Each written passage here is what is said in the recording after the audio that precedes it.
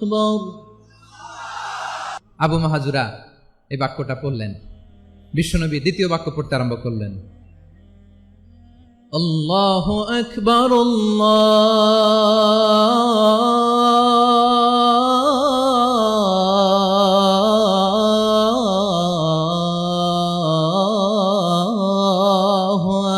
আকবার। আবু মাহাজুরা এই বাক্যটাও বললেন।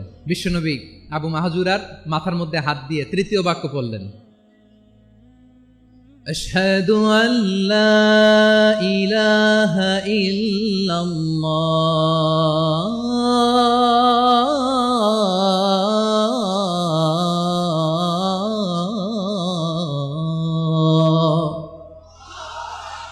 আবু মাহাজুরা তৃতীয় বাক্য পড়লেন। বিশ্বনবী একটা বাক্য পরে আবু মাহাজুরা পরে, বিশ্বনবী পরে আবু মাহাজুরা পরে। আবু মাহাজুরা কিন্তু অমুসলিম, মুশরিক। আবু মাহাজুরা বলে, এক একটা বাক্য পড়ি আমার কলিজাটা গলে ঠান্ডা হয়ে যায়। এতদিন মোহাম্মদকে গালি দিতাম, এখন মোহাম্মদ আমার মাথায় যখন হাত রাখছে আমার সারা শরীর ঠান্ডা হয়ে গেছে। বিশ্বনবী আজান শিখাচ্ছেন, একটা একটা বাক্য পড়ে আবু মাহাজুরাও পড়ে, বিশ্বনবী পড়ে আবু মাহাজুরাও পড়ে। পুরো বাক্যগুলো যখন শেষ, আজান শেষ, আবু মাহাজুরাও যখন পুরো আজান পড়লেন, আবু মাহাজুরা বললেন, এতদিন মোহাম্মদের চেহারা দেখলে আমার ঘৃণা লাগতো, আজ থেকে মোহাম্মদের চেহারার চেয়ে প্রিয় চেহারা আমার কাছে নাই। আবু মাহাজুরা বললেন, ও মুহাম্মদ, আজানের বাক্য তো আপনি আমারে শেখালেন, এখানেই শেষ করবেন না, আপনি আমারে পড়ায় দেন, লা ইলাহা ইল্লাল্লাহু মুহাম্মাদুর রাসূলুল্লাহ সাল্লাল্লাহু আলাইহি ওয়াসাল্লাম। বিশ্বনবীর সাথে দাঁড়িয়ে উনি শাহাদা পড়ে মুসলমান হয়ে গেলেন। এবার আবু মাহাজুরা বলে, ইয়া রাসূলুল্লাহ, ইয়া হাবিবাল্লাহ, আমি মুমিন হয়েছি, মুসলমান হয়েছি, আপনার কাছ থেকে আজান শিখার সৌভাগ্য আমি লাভ করেছি গো নবী। আমার কণ্ঠের বড় তারিফ করেছেন, আপনি আমার আজানকে আপনি পছন্দ করেছেন। একটা জিনিস আপনার কাছে চাই, আপনি আমাকে মক্কার মসজিদুল হারামের মুয়াজ্জিন হিসেবে অ্যাপয়েন্ট করে দে। বিষ্ণু ইসলাম বললেন, যাও আবু মাহজুরা, আমি তোমাকে পৃথিবীর শ্রেষ্ঠতম মসজিদ মক্কার মসজিদুল হারামের মুয়াজ্জিন হিসেবে অ্যাপয়েন্ট করে দিলেন। দেখছেন কিভাবে ট্যালেন্ট হান্টিং করতে হয়, কিভাবে হিউম্যান রিসোর্স মানব সম্পদকে ব্যবহার করতে হয়। আসছিল আজানকে ভেঙ্গাইতে, আসছিল কেন? আজানকে ব্যঙ্গ করার জন্য, বিকৃত করার জন্য। আজানকে বিকৃত করতে যে ইসলামের সবচেয়ে শ্রেষ্ঠ মসজিদের মুয়াজ্জিন হয়ে গেল। পড়েন সুবহানাল্লাহ। হযরত আবু মাহজুরা রাদিয়াল্লাহু তাআলা আনহু ওনার এই সুললিত কণ্ঠ ব্যবহার করে মসজিদুল হারামে এত সুন্দর করে আল্লাহু আকবার বলে আজান দিতেন, মানুষগুলোর, মুসল্লিগুলোর, মক্কাবাসীর হৃদয়কে তিনি বিগলিত করে দিতেন, মানুষের হৃদয়কে ঠান্ডা হয়ে যেত। শুধু এখানেই শেষ না ভাইয়েরা, বিশ্বনবী যখন সাইয়েদনা আবু মাহজুরা রাদিয়াল্লাহু তাআলা আনহুকে আজান শিখাচ্ছিলেন, বলেন তো বিশ্বনবীর হাতটা কোথায় ছিল? আবু মাহজুরার মাথার সামনে, এই চুলের উপরে ছিল। আবু মাহজুরা ওই স্মৃতিটাকে ধারণ করবার জন্য, ওই স্মৃতিকে বহন করার জন্য বিশ্বনবীর মোবারক হাত আবু মাহজুরার কপালের চুলের যেই জায়গায় লেগেছে, মৃত্যুর আগের দিন পর্যন্ত আবু মাহজুরা মাথার ওই চুলে কোনোদিন ছুরি আর কামার লাগায় নাই, সেখানে কেচি লাগায় নাই, চুলের মধ্যে খুর লাগায় নাই। আবু মাহজুরা ডান দিকের চুল কাটতো, বাম দিকের চুল কাটতো, পেছনের চুল কাটতো, সামনের চুল কাটতো না। আবু মাহজুরা রাদিয়াল্লাহু তাআলা আনহুর সামনের চুলগুলো বড় হতে হতে যখন এত বড় হয়ে যায়, তিনি চুলগুলো পেঁচিয়ে মাথার মধ্যে রাখতেন, তারপরে তিনি পাগড়ি পরতেন। সবাই জিজ্ঞেস করতো, আবু মাহজুরা, এটা আবার কেমন স্টাইল? দেখতে তোমারে কি বিদঘুটে লাগে, কেমন অড লাগে, কেমন খারাপ দেখা যায়। মক্কায় এমন কোন মানুষ তো দেখি নাই, ডানে চুল কাটে, বায়ে চুল কাটে, পেছনে চুল কাটে, সামনে কাটে না। ওরে আবু মাহজুরা, কেমন দেখা যায় তোমারে, তুমি সামনের চুল কাটো না কেন?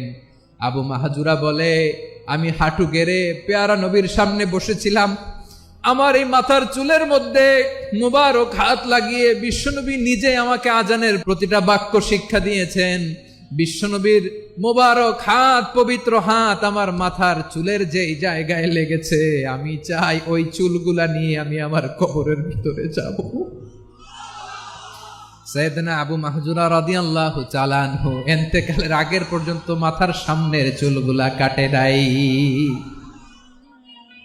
মাথার সামনের চুল তিনি কাটেন নাই। সুবহানাল্লাহ বিহামদি। কেমন ভালোবাসতেন বিশ্বনবী সাহাবীদেরকে, সাহাবারা কেমন ভালোবাসতেন বিশ্বনবীকে।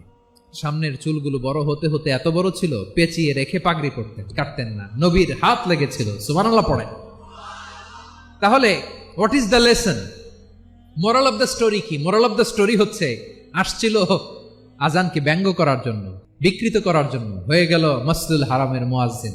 দেখেন বিশ্বনবী একটা খারাপ সিচুয়েশনের মধ্যে থেকে কি ভালো জিনিস বের করে আনলেন। আমি যে শুরুতে বলেছি কিভাবে তিনি হিউম্যান রিসোর্সকে ডেভেলপ করেছেন, ম্যানেজ করেছেন।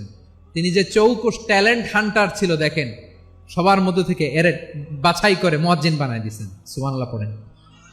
তার মানে এই না সবাইরে ধরে ধরে উনি মুয়াজ্জিন বানাইছেন। যার যেই ট্যালেন্ট আছে তাকে ওই কাজে অ্যাসাইন করেছেন।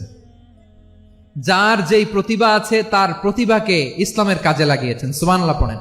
যায়েদ বিন সাবিত রাদিয়াল্লাহু তাআলা আনহু, নাম শুনেছেন?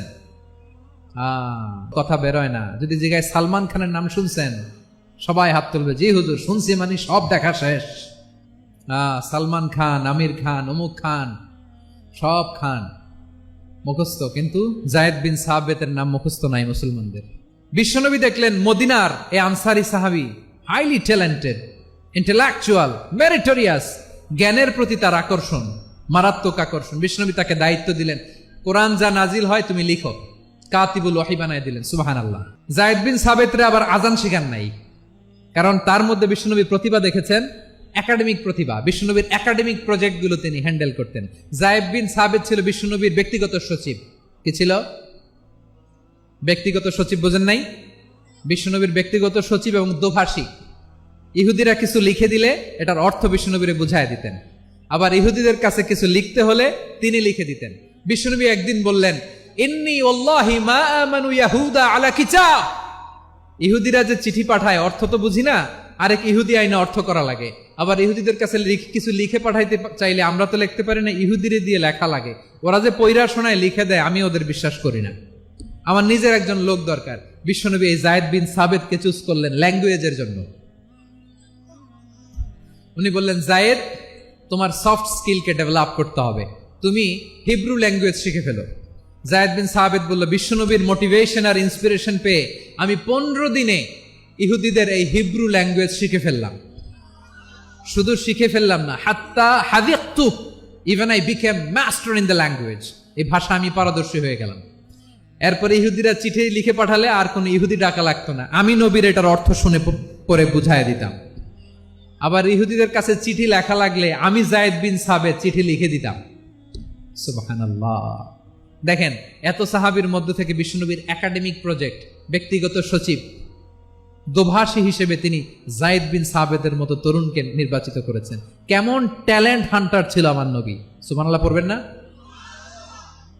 বিশ্বনবীর ইন্তেকালের পরে সাইয়েদনা আবু বকর রাদিয়াল্লাহু তাআলা আনহু যখন খলিফা হয়ে আসলেন, কোরআনকে সংকলনের দায়িত্ব দেয়া লাগবে, কোন সাহাবীকে দিবেন? সব সাহাবারা মিলে পরামর্শ করলেন।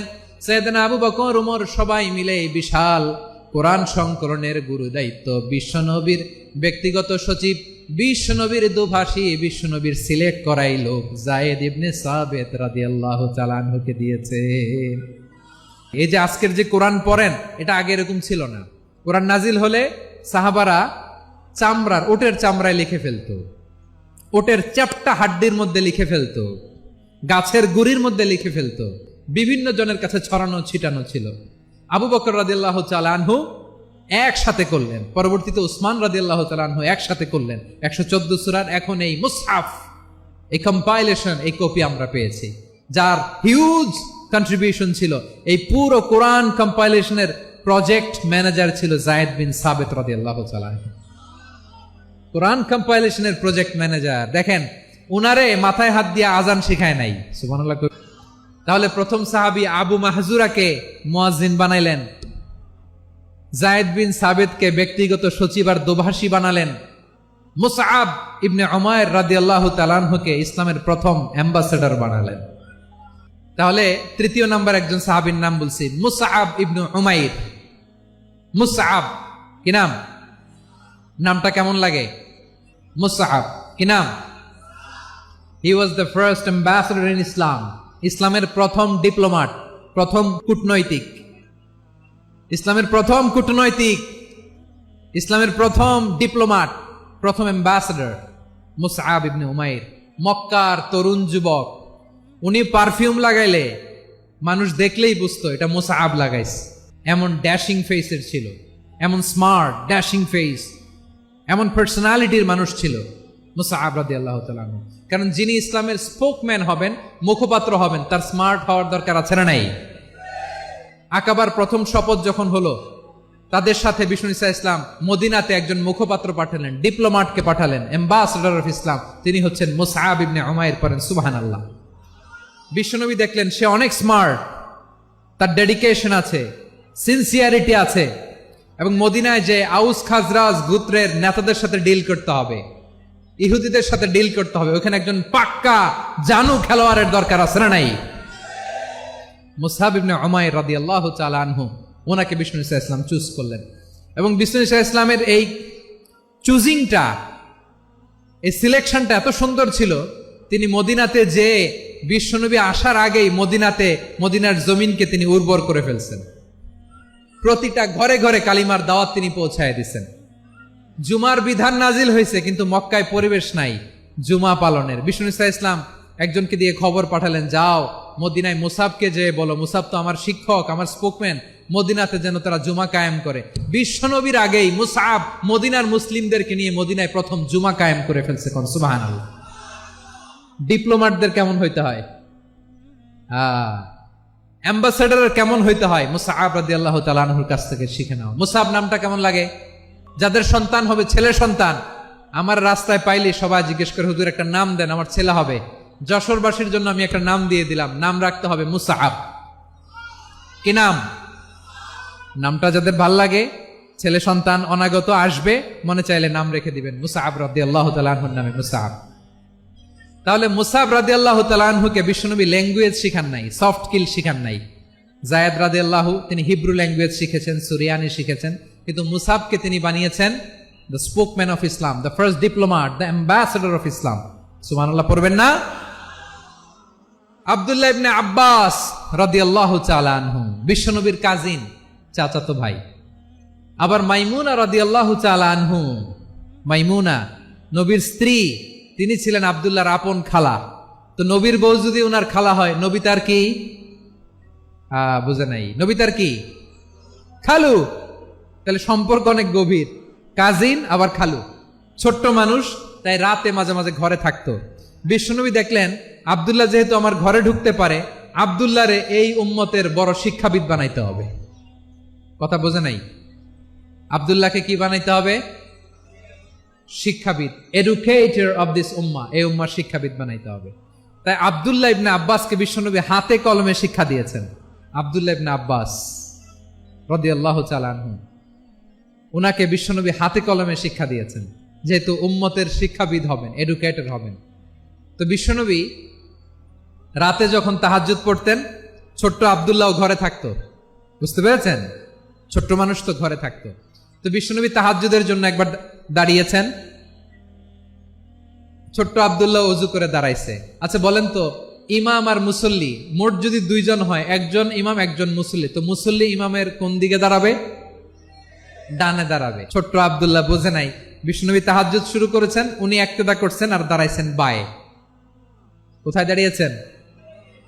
আব্দুল্লাহ বলেন, যখন আমি বায়ে দাঁড়ালাম, আখাযা রাসূলুল্লাহ সাল্লাল্লাহু আলাইহি ওয়াসাল্লাম উযুনি আল ইউমনা ইয়াফতিলুহা, বিশ্বনবী নামাজরত অবস্থায় আমার কান ধরে টেনে আমার ডান দিকে এনে দাঁড় করায় দিলেন। পড়েন সুবহানাল্লাহ।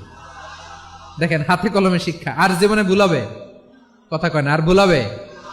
আর ভুল হবে না। এভাবে বিশ্বনবীর অনেক সঙ্গ পেয়েছেন, সফর করেছেন, একই বাহনে বসেছেন, এক বাহনে বসে লম্বা নাসিহত করেছেন, বলেছেন, ইয়া গোলাম ইহফাদিল্লাহ ইয়াহফাজকা, ইহফাদিল্লাহ তাজিদহু তুজাহাক, ইযা সাআলতা ফাসআলিল্লাহ ওয়া ইযা ইসতাআনতা ফাসতাইন বিল্লাহ। আল্লাহর বিধান মানো, আল্লাহর বিধান রক্ষা করো, আল্লাহ তোমায় রক্ষা করবে।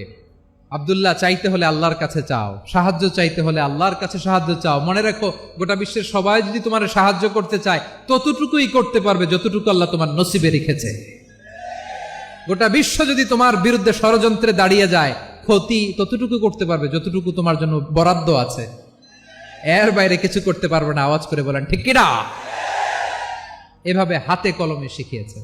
বিশ্বনবী সঙ্গ পেয়েছেন। উনাকে বিষ্ণু ইসলাম শিক্ষাবিদ, এডুকেটর অব দিস উম্মাহ হিসেবে সিলেক্ট করেছেন, হাতে কলমে শিখিয়েছেন। বিশ্বনবী একবার প্রকৃতির ডাকে সাড়া দিয়ে এসেছেন। এখন কি করতে হবে? নামাজের জন্য অজু করতে হবে। বিশ্বনবী এসেই দেখেন অজুর বদনায় পানি ভরা, খুশি হয়ে গেলেন। বললেন, কে রেখেছে পানি? একজন বলল, আব্দুল্লাহ রেখেছে। বিশ্বনবী অত্যন্ত খুশি হলেন। খুশি হয়ে একটা দোয়া করলেন, বললেন, আল্লাহুম্মা ফাক্কিহু ফিদ্দীন ওয়া আল্লিমহু তা'ওয়ীল। আল্লাহ, তুমি আব্দুল্লাহকে দ্বীনের বুঝ দিও আর কোরআনের তাফসির শিক্ষা দিও। বিশ্বনবীর এই দোয়া এমন লাগছে, উনি রঈসুল মুফাসসিরিন, এই পৃথিবীতে যত মুফাসসির ছিল, যত মুফাসসির আসবে, সকল মুফাসসিরের সম্রাট হিসেবে স্বীকৃত হয়েছেন আব্দুল্লাহ ইবনে আব্বাস। বিশ্বনবী ওনারা আজান শিখান নাই, বিশ্বনবী ওনারা ল্যাঙ্গুয়েজ শিখান নাই, বিশ্বনবী ওনারা অ্যাম্বাসাডর বানান নাই, হাতে কলমে শিক্ষা দিয়েছেন। ছোট্ট মানুষ বিশ্বনবী ইন্তেকাল করলেন। আবু বকরের সময় গেল, ওমরে ফারুকের খেলাফত, তখনও তিনি তরুণ। ওমরে ফারুক রাদিয়াল্লাহু তাআলা আনহু ওনার ক্যাবিনেট মিনিস্ট্রির বৈঠকে এই আব্দুল্লাহ ইবনে আব্বাসকে পাশ দিয়ে বসায় রাখতেন। বয়স্ক সাহাবারা এটা পছন্দ করতো না। তারা বলতো, ঘটনা কি? আব্দুল্লাহর মতো ছেলে নাতি আমাদের আছে, এরা কেন রাখে ওমরে ফারুক? ওমরে ফারুক এটা টের পেলেন। তিনি বুঝতে পারলেন যে ক্যাবিনেট মেম্বাররা এটা পছন্দ করে না, ছোট্ট আব্দুল্লাহরা কেন রাখি, কেন যে রাখি, এটা একদিন বুঝাবো। একদিন মিটিং এ তিনি সবাইকে বললেন, ইদা জাআ নাসরুল্লাহি ওয়াল ফাতহ। এই আয়াত দ্বারা উদ্দেশ্য কি বলেন তো মুরব্বী সাহাবীরা? এক সাহাবী বলেন, এই সূরা দ্বারা উদ্দেশ্য, আল্লাহ বলেছেন আমাদেরকে বিভিন্ন ল্যান্ড, বিভিন্ন এলাকা বিজয় করতে হবে। ওমরে ফারুক বললেন, না, হয়নি। আরেকজন বললেন, বিজয় হওয়ার পর আমাদের বেশি বেশি আল্লাহর বরত্বের ঘোষণা দিতে হবে, এটা উদ্দেশ্য। ওমরে ফারুক বললেন, না, হয় নাই। যারে জিজ্ঞেস করেন কেউ পারে না। সব শেষে বিশ্বনবী ছোট্ট আব্দুল্লাহরে বলেন, আব্দুল্লাহ, ইদা জাআ নাসরুল্লাহি ওয়াল ফাতহ, এর দ্বারা উদ্দেশ্য কি বলতো? ছোট্ট আব্দুল্লাহ বলেন, হুয়া আজালু রাসূলিল্লাহ। এই আয়াত দ্বারা বিশ্বনবীর বিদায়কে উদ্দেশ্য নেওয়া হয়েছে। ওমরে ফারুক বললেন, হাযা হুয়া, এটাই তো সঠিক উত্তর, এটাই সঠিক তাফসীর এই আয়াতের। কারণ ইদা জাআ নাসরুল্লাহি ওয়াল ফাতহ, যখন আল্লাহর সাহায্য আর বিজয় আসবে, ওয়া রাআইতান নাসা ইয়াদখুলুনা ফি দীনিল্লাহি আফওয়াজা, আপনি দেখবেন দলে দলে, ঢলে ঢলে, বানের পানির মতো মানুষ ইসলামের দিকে ঢুকতেছে। ইসলামের বিজয় হয়েছে। তো ইসলামের বিজয়ের মিশন নিয়ে নবী আসছে। বিজয়ী যখন হয়ে গেছে, এখন তো নবীর বিদায় হবে। জোরে বলেন ঠিক কিনা? কোন সাহাবী এই সূক্ষ্ম কথাটা ধরতে পারে নাই, ওই আব্দুল্লাহ ছাড়া। আব্দুল্লাহ যখন উত্তর দিছে, সব সাহাবীদের টনক নড়েছে। এরপর থেকে কোনো ক্যাবিনেট মিটিং এ আর কোন সাহাবারা কোনো প্রশ্ন করে নাই। আওয়াজ করে পড়েন সুবহানাল্লাহ। বিশ্বনবী আব্দুল্লাহ ইবনে আব্বাসকে দ্য এডুকেটর অব দ্য উম্মাহ, উম্মার শিক্ষাবিদ হিসেবে গ্রহণ করেছেন। আওয়াজ করে পড়তে হবে আল্লাহু আকবার। সাহাবীদের নামগুলো মনে থাকবে? এক নম্বরে আবু মাহজুরা, মুয়াজ্জিন বানাইছেন। যায়েদ ইবনে সাবিত, দোভাষী, ট্রান্সলেটর অফ প্রফেট, এবং তিনি ছিলেন বিশ্বনবীর ব্যক্তিগত সচিব। Musab ibn Umair, the first ambassador and diplomat of Islam. Abdullah ibn Abbas, এই উম্মার সবচেয়ে বড় এডুকেটর, শিক্ষাবিদ। আরেকজন ছিল আব্দুল্লাহ ইবনে মাসউদ রাদিয়াল্লাহু তাআলা। দুই আব্দুল্লাহ, আব্বাস গেল, আরেকজন হচ্ছে মাসউদ। মক্কার তরুণ, ছাগল পালতো মুশরিকের। বিশ্বনবী আর আবু বকর রাদিয়াল্লাহু তাআলা আনহু একবার গেলেন, যে দেখে এই তরুণ দাঁড়ায় আছে। বিশ্বনবী বলেন, আমি খুব ক্ষুধার্ত, তোমার কাছে কি দুধ আছে ছাগলের? আব্দুল্লাহ ইবনে মাসউদ বলে, আছে। ওয়ালাকিন আনা মু'তামান, যে দুধ আছে এটা আমানতের, আমি দিতে পারবো না। বিশ্বনবী এইটা শুনেই তারা টার্গেট করে ফেলছে। আনা মু'তামান, দুধ আছে, কিন্তু এটা আমার মালিকের, আমি তো দরদ দেখাই, আমার মালিকের দুধ আপনি পথিক, আপনারা দিতে পারি না। বিশ্বনবী টার্গেট করে ফেলছেন, এরে আমার কাজে লাগাইতে হবে। বিশ্বনবী বললেন, আচ্ছা ঠিক আছে, দুধ দিও না, কিন্তু এমন ছাগি আছে কিনা যেই ছাগির সাথে কোনো ছাগলের মিলন হয় নাই, তার ওলানে দুধও আসে নাই, বাচ্চাও নাই, এরকম ছাগির থেকে যদি আমি দুধ খাই তাহলে তো সমস্যা নাই। বলতেছে, এরকম ছাগির থেকে দুধ খাইলে সমস্যা নাই, কারণ এরকম ছাগির ওলান থেকে দুধ আসবেও না। বলতেছে, ঠিক আছে, এরকম একটা ছাগি নিয়ে আসা হলো। বিশ্বনবী বিসমিল্লাহ বলে ওই ছাগির ওলানে হাত দিলেন। হাত দিতে দেরি, পুরো ওলানটা দুধে ভরে যেতে দেরি হয় না। বিশ্বনবী আর আবু বকর রাদিয়াল্লাহু তাআলা আনহু দহন করে পেট ভরে খেলেন। এই দৃশ্য আব্দুল্লাহ ইবনে মাসউদের হৃদয়ে দাগ কাটলো। এই মুআজিজা দেখে তিনি বললেন, আশহাদু আল্লা ইলাহা ইল্লাল্লাহ ওয়া আশহাদু আন্না মুহাম্মাদুর রাসূলুল্লাহ। তিনি ষষ্ঠ মুসলিম ছিলেন, 6 নম্বর মুসলমান। ওনাকে টার্গেট করে বিশ্বনবী দেখলেন এমন ইন্টেলেকচুয়াল ব্রেন, উনি সূক্ষ্ম সূক্ষ্ম জিনিস বুঝে বেশি, ফিকহি জ্ঞান ওনার মধ্যে বেশি। বিশ্বনবী ওনাকে কোরআনের জ্ঞান শিক্ষা দিতে লাগলেন। উনি বিশ্বনবী সবার কাছে কোরআন শোনায়, কিন্তু বিশ্বনবী নিজে আব্দুল্লাহ ইবনে মাসউদের কাছ থেকে কোরআন শুনতো। বিশ্বনবী একবার বললেন, ইকরা আলাইয়া ইয়া মাসউদ। ইবনে মাসউদ একবার শোনাও তো কোরআন দেখি।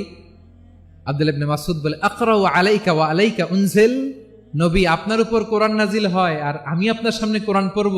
বিশ্বনবী বললেন, ইন্নী উহিব্বু আন আসমাআহু মিন গায়রি। আমি নিজে পড়তে যেমনি ভালোবাসি, অন্যে পড়ুক আমি শুনবো, এটাও আমি ভালোবাসি। সূরা নিসা তিনি তেলাওয়াত করে শুনিয়েছেন। এমন সূক্ষ্ম সূক্ষ্ম বিষয় বিশ্বনবী উনাকে ধরিয়ে দিয়েছেন। উনি হয়ে গিয়েছেন আব্দুল্লাহ ইবনে আব্বাস, হয়েছেন রাইসুল মুফাসসিরিন, উনি হয়ে গিয়েছেন ফাকিহুল উম্মাহ। উনার চাইতে বড় ফকিহ এই পৃথিবী আর দেখবে না। চিল্লায় বলেন সুবহানাল্লাহ। উনি বলতেন, ওয়াল্লাহি ওয়াল্লাহি ইল্লাযী লা ইলাহা গায়রু মা উনজিলাত সূরাতুন ইল্লা ওয়া আনা আ'লামু আইনা উনজিলাত ওয়া ফীমা উনজিলাত। বিশ্বনবী এমন ভাবে কোরআনের দার্স আমাকে দিয়েছেন, কোরআনে যত সূরা নাজিল হয়েছে, যেখানে নাজিল হোক না কেন আমি জানি এটা কোথায় নাজিল হয়েছে এবং কোন প্রেক্ষাপটে নাজিল হয়েছে। এমন একটা সূরা নাই যে সূরার কোথায় নাজিল হয়েছে আমি মাসুদের জানা নাই, কোন প্রেক্ষাপটে নাজিল হয়েছে আমার জানা নাই। এরকম ঘটবে না। চিল্লায় বলেন আল্লাহু আকবার। এই আব্দুল্লাহ ইবনে মাসউদ রাদিয়াল্লাহু তাআলা আনহু ওমর ফারুকের সময় কুফার চিফ জাস্টিস ছিলেন। কুফা নগরীর চিফ জাস্টিস। চিফ জাস্টিস বুঝেন নাই? বিচারপতি। কি ছিলেন? সবাই বলে নাই কি ছিলেন? বিচারপতি ছিলেন। এবং ওনার যে ফিকহি জ্ঞানের ধারা, এটাই আলকামা, ইব্রাহিম আন-নাখাই, হাম্মাদ ইবনে সুলাইমান হয়ে ইমাম আবু হানিফা পর্যন্ত পৌঁছেছে।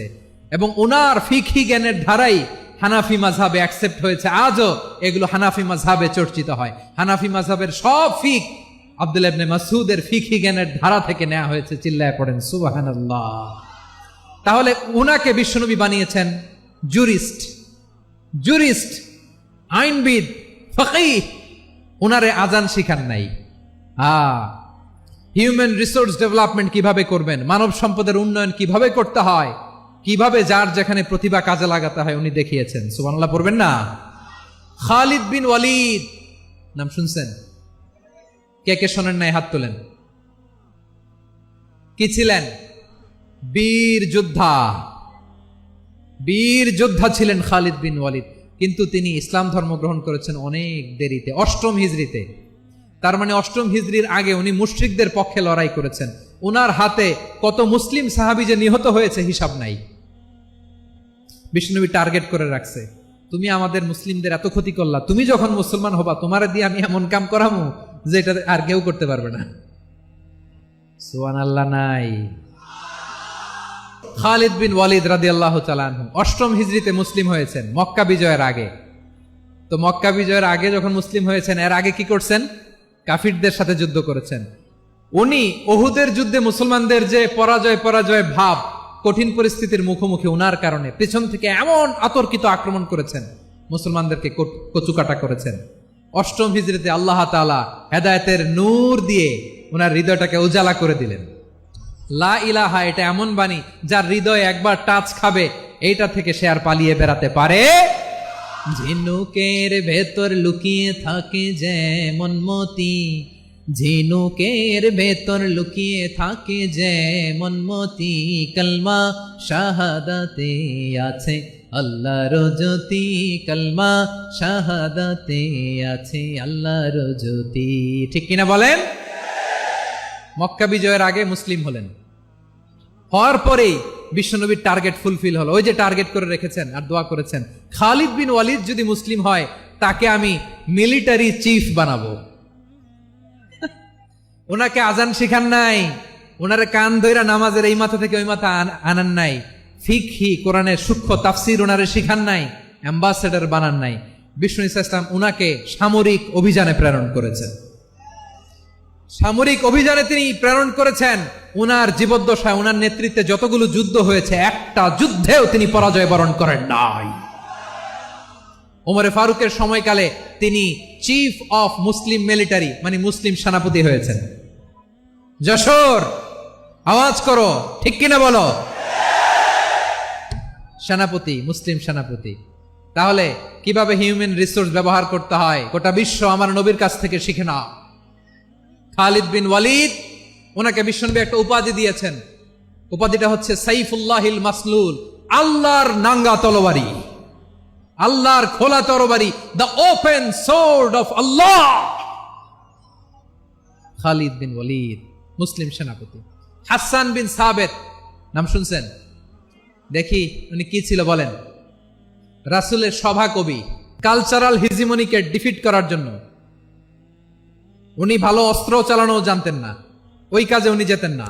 উনার ছিল কাব্য প্রতিভা। কাব্য প্রতিভা, কাফিররা কবিতা দিয়ে নবীকে গালি দিত। বিশ্বনবী বলতেন, ইয়া হাসান আজিব আন রাসূলিল্লাহ, তুমি নবীর হয়ে কাফেরদের এই কথাগুলোর জবাব দাও। বিশ্বনবীর একটা মিম্বার ছিল। বিশ্বনবীর মিম্বারের পাশাপাশি মসজিদে নববীতে এই হাসান বিন সাবেতের জন্য বিশ্বনবী একটা স্পেশাল মিম্বার বানিয়ে দিয়েছেন। এখান থেকে তুমি জবাব দাও। এবং বিশ্বনবী বলেছেন, আল্লাহুম্মা আইয়িদহু বিরূহিল কুদুস। আল্লাহ, হাসান আমার পক্ষে জবাব দেয়, তুমি জিব্রাইল মারফত তাকে সাহায্য পাঠাইয়া দিও। রাসূল সাল্লাল্লাহু আলাইহি ইসলামের সভা কবি, the poet of the prophet, নবীর কবি। উনি কবিতা দিয়ে এমন উচ্চাঙ্গের ভাষায় কবিতা দিয়ে তিনি জবাব দিতেন, কাফিরদের গা শিহরে যেত, তাদের হৃদয়ে আগুন ধরে যেত। তাহলে এরকম কবিরও দরকার আছে না নাই? এখন যাকে আল্লাহ দিছে কাব্য প্রতিভা, এরা যদি আপনি যুদ্ধের ময়দানে পাঠান হবে? যারে দিছে সুরেলা গলা, এরা যদি অ্যাম্বাসেডর বানান হবে না। হাসান বিন সাবেত ছিলেন বিশ্বনবী সাল্লাল্লাহু আলাইহি ওয়াসাল্লামের কবি। হুযায়ফা ইবনুল ইয়ামান বিশ্বনবীর গোয়েন্দা বিভাগের প্রধান। কিসের প্রধান? হুযায়ফা ইবনুল ইয়ামান। ওনার ছিল ডিটেকটিভ মাইন্ড, ডিটেকটিভ মাইন্ড, গোয়েন্দা বিভাগের প্রধান। এবং উনি হচ্ছেন সাহিবু সিররি রাসূলিল্লাহ, রাসূল সাল্লাল্লাহু আলাইহি ওয়াসাল্লামের গোপন তথ্যের ধারক বাহক। নবীর যেই কথা কেউ জানে না, সব হুযায়ফার পেটের ভিতরে ছিল। সুবহানাল্লাহ পড়েন। মদিনার যত ইহুদিদের একটা লিস্ট ছিল, এই লিস্ট শুধু দুইজন জানতো, বিশ্বনবী আর হুযায়ফা। সুবহানাল্লাহ পড়বেন না? তাহলে উনাকে কোন দায়িত্ব দিছে? কোন বিভাগ? আওয়াজ করো, কোন বিভাগ? গোয়েন্দা বিভাগের হেড ছিল। খন্দকের যুদ্ধে মাটি খনন করতে করতে সাহাবীদের পেটে ক্ষুধা নাই, দাঁড়াইতে পারে না নামাজের জন্য, এত ক্লান্ত, ক্ষুধা, ক্লান্ত, শ্রান্ত। বিশ্বনবী বললেন, কে আছো? এই কঠিন শীত, এই ভয় আর ক্ষুধার মধ্যেও খন্দকের পরীক্ষার টপকে শত্রু শিবিরে যে আমাকে তথ্য দিবা, কে আছো?